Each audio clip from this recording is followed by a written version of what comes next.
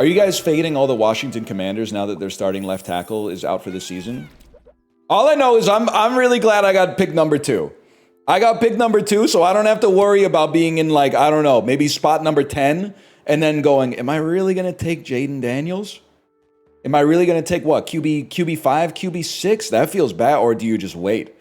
You just wait and hope to get like maybe 2 Q2 or tier 3 or tier 4 QBs. Got to think about it.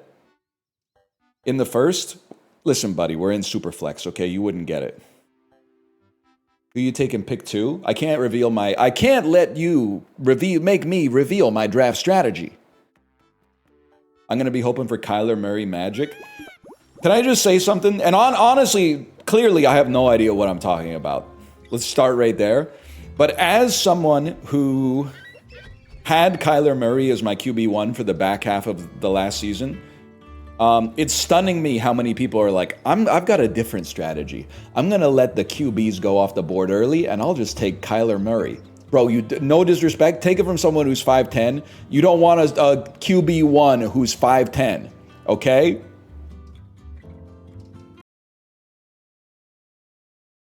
They got me watching AI-generated training videos about the security risks of AI. How am I supposed to trust this? I started watching AI-generated videos. They're called Good Morning Badass. I don't know if you guys like this. Maybe AI is not bad, as long as you can get something like this on your feed. You ready for this? This is what I use for and it's, just imagine that it's Santa Claus, but he has a 3% body fat. And he's doing the worst podcast of all time. He's wearing a diamond cross. This is what I use to fall asleep at night. Okay, you ready? Well, I want to make sure you're not missing any. How do you unmute a TikTok? Probably this speaker icon. Good fucking night, you unstoppable legend! You gave the day everything, and it knows it. It tried to. I got this from Howl's stream. It's so fucking good, man. It's so funny. Good fucking night, you absolute legend! Break you, and you broke it right back. Now it limps off into history, and you get your reward. Don't. Oh, man. There's so many. Oh, it gets me every time, man. Every time I see it on Howl's stream. We have so many non-AI guys. Like, the people are acting like I made it. I didn't make it, man. I see it on Howl's stream and I go, yes! It's jacked Santa, jacked computer Santa who goes, go gentle into that good night!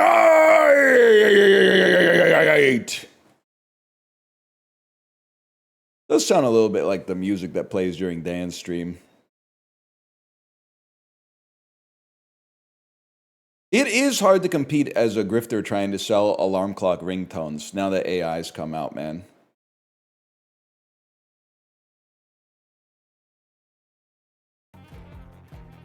If you don't eat the shell, it's basically the equivalent to people who have the crust cut off their sandwiches. One of my favorite stories to tell that I'm gun shy about telling because, I mean, there's nothing, these people didn't do anything evil, but was when we went to a Halloween party at a software company. And they ordered a bunch of pizza, and then one of the pizza boxes just became like a holder for crusts. It was so fucking funny to me. Seeing a room full of adults where like 50% of people don't eat their crust, but also not just throwing it out or putting it in the compost, but like putting the crust in a pizza box, like maybe someone will come eat the crusts that we didn't want. Like, I don't know if that was the methodology that went behind, or if they were like, this is what we always do, and then someone takes the pizza box full of breadsticks down to the composting area or something, but just throw it away if you don't want it, or give it to my wife? Is that the funniest fucking comment of all time, or a self-report? I never know, man. I never know. Ladies, if I was gonna say something that was actually gonna make people mad, and now I can't stop myself. It's dangerous. Because I was going to say, ladies, if your husband doesn't eat the crust, you can do better. Or he can do better is also true, which is almost the same thing. If he can do better, you can do better. It's the crust. I mean, I'm not to dredge up my parents' methodology from arguments that happened in the early 1990s, but the crust is made of the same thing as the rest of the pizza. And then the crust of the sandwich is even worse to not eat because the crust is actually the best part of the bread. It's the part of the bread that is the most tasty. To not eat that is insane.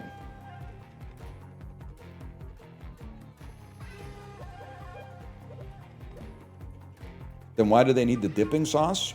They don't need the dipping sauce. They invented it for you. I come from a world, at least in Canada, pre-dipping sauce. People were still eating their crusts. The dipping sauce, to me, I remember the first time I ever saw it was at my friend's birthday party in the 8th grade, and his parents were fucking breaded. And I didn't really understand it as a kid, but they had an indoor pool in Ontario, Canada. And then in the room with the indoor pool, it had like fucking 20-foot high ceilings or something like that. You got out of the pool and there was like a loft. You went up a staircase to a loft that had like a big screen TV and a ping pong table and shit. And as a kid, I was like, whoa, this guy's dad must make like 50 grand a year. The older I get, the more I'm like, holy fuck, that's crazy. But I went to his birthday party. They ordered pizza with the fucking dipping sauce. And I was like, oh shit, this is gonna take the world by storm. It probably did. I'm assuming they had it in America in like 1962 or something like that. But we only got it in Canada, or at least where I live in Ontario, in like maybe 2001. Funny bit, British people playing Helldivers 2. Mate, the objective's over here. The most Australian British guy I've ever heard of my life. Mate, there's a charger. There's a charger, mate. Help me. I shoot the freaking the UFO. Go. Blow it up. Throw a grenade in its butt. I'm definitely... I'll say it. I think probably a few years ago, I've been known to speak in absolutes on stream for the purposes of exaggerated humor.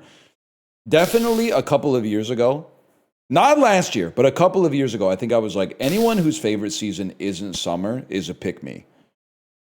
Now, certainly I still hold to the idea that if you pick winter, you're a bit of a pick-me. At least if you live in a place that has like a real winter and you pick that over fall or spring, I think you're being a pick-me. You're like, oh, I'm so twisted that when the weather sucks, that's actually that makes me happy. Like, I think that I live in Vegas, then maybe winter's awesome where you live. But if you live in like fucking like Hoth, and then you go, oh, this summer it's 29 Celsius. In the winter when it's minus 30 and the power lines are freezing and then shattering, and I have to run a diesel generator just to like go take a piss because my toilet's on well water. Yeah, that's my favorite season. The vibes. Oh, the vibes are so nice.